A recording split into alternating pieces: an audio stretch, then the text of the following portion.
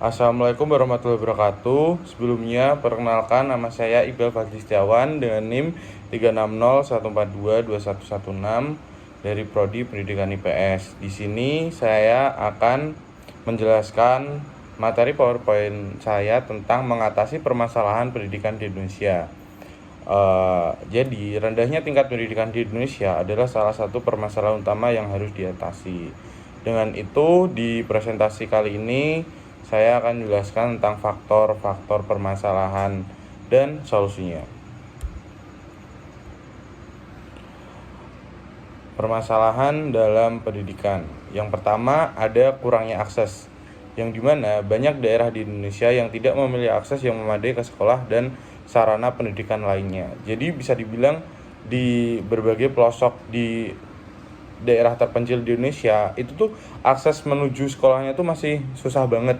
Kayak ada berita yang dia harus nyebrang sungai, nyopot sepatu, harus naik sampan kayak kapal kecil, harus lewat tengah hutan, dan juga sarana pendidikannya. Jadi kayak itu tuh udah kesana jalannya susah, aksesnya susah, dan juga sarananya tuh nggak ada, seperti tempat sekolahannya yang udah mulai usang, udah mulai rusak, papan tulis udah mulai pudar, udah ngelupas yang lapisan putihnya.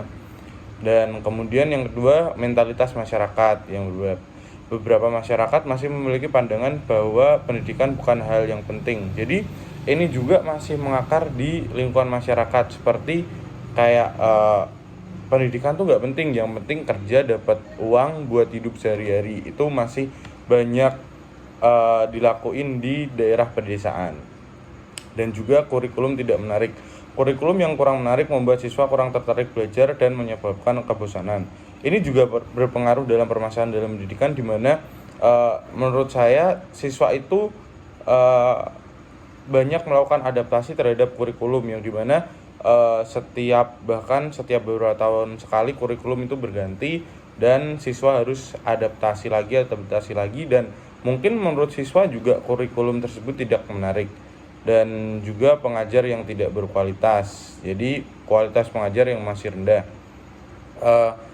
Ada juga pengajar yang malas dalam menjelaskan materi, jarang masuk kelas, dan juga seperti ada juga pengajar yang datang cuman memberi tugas, kemudian siswa hanya harus mengumpulkan dan mendapat nilai. Jadi di situ menurut saya kurang efektif ya dalam pendidikan, yang dimana siswa hanya tertuju dalam menyelesaikan tugasnya tanpa memahami materi yang diberikan. Dan kemudian ada situasi pendidikan di Indonesia. Yang pertama, banyaknya siswa. Jadi terlalu banyak siswa dalam satu kelas membuat aktivitas belajar mengajar tidak efektif. Jadi sekarang ada juga dalam satu kelas itu seumpama SMP yang biasanya normal 30 siswa diisi 40 siswa itu ada. Jadi kayak mungkin terlalu banyak siswa di suatu kelas, seperti yang di belakangnya nanti pada rame sendiri. Itu mungkin membuat aktivitas belajarnya itu kurang efektif. Dan juga sekolah terlantar. Banyak sekolah yang tidak merawat dengan baik dan tidak layak digunakan untuk belajar. Seperti tadi yang sarana pendidikannya kurang memadai, yaitu ini salah satunya. Banyak sekolah terlantar yang dikarenakan tidak ada siswa yang mengikuti kegiatan belajar tersebut, seperti di daerah pelosok-pelosok. Kemudian situasi pendidikan di Indonesia yang selanjutnya itu pendidikan online, yang dimana pendidikan online bisa membuat anak-anak tidak bisa berinteraksi dengan pengajar dan teman sekelas. Jadi mungkin ini bisa jadi solusi, tetapi bisa jadi penghambat juga, seperti jika pendidikan online itu ada siswa yang malas-malasan, seperti hanya join Zoom, kemudian tidak memahami materi, dan juga interaksi di pendidikan online itu emang kurang membangun, tidak se-fleksibel di dalam suatu ruangan.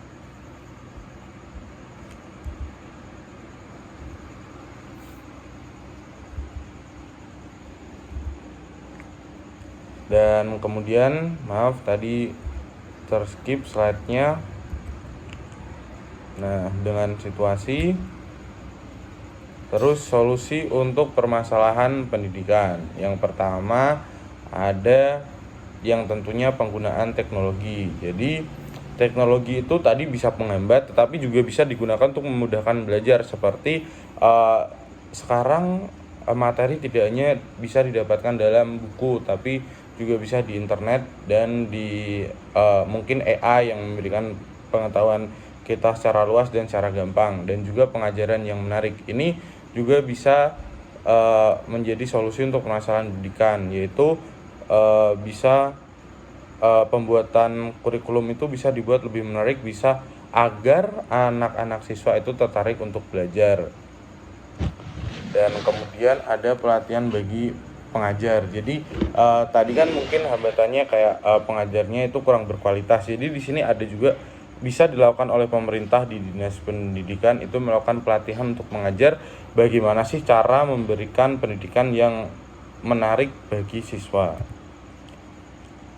Dan kemudian ada peran pemerintah dalam mengatasi permasalahan pendidikan. Yang pertama yaitu pendanaan pendidikan, di mana pemerintah dapat meningkatkan dana untuk sektor pendidikan. Ya, kita tahu mungkin bisa dibilang gaji guru itu sendiri rendah, mungkin itu menjadi salah satu faktor di mana pengajar itu kurang memberikan pengajaran yang menarik. Jadi di sini bisa dibilang juga pendanaan pendidikan itu bisa dibilang pendanaan bagi para pengajar, dan juga bisa untuk membangun sarana prasarana yang lebih baik, seperti sarana di kelas, seperti bantuan untuk penggantian proyektor, papan tulis, dan juga melakukan perbaikan akses menuju sekolah-sekolah ke daerah terpencil.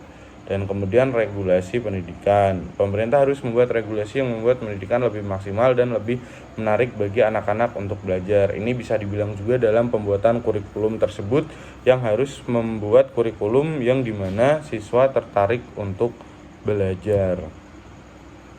Dan kemudian ada peran masyarakat. Yang pertama tentu dari support dari orang tua, di mana orang tua itu bisa dibilang pendidik pertama dari seorang anak. Jadi orang tua harus memberikan dukungan dan perhatian yang membuat anak itu semangat untuk melakukan belajar. Dan kemudian ada sumbangan masyarakat, di mana masyarakat bisa memberikan sumbangan untuk dunia pendidikan. Secontoh sebagai memberikan sumbangan untuk sekolah-sekolah yang belum mendapat bantuan, seperti untuk memperbaiki sarana prasarana di sekolah tersebut. Dan kemudian ada relawan pendidikan. Ini juga bisa dilakukan untuk daerah terpencil di mana belum ada pendidik-pendidik yang sampai di sana. Nah, ini bisa dilakukan untuk meningkatkan pendidikan di daerah terpencil.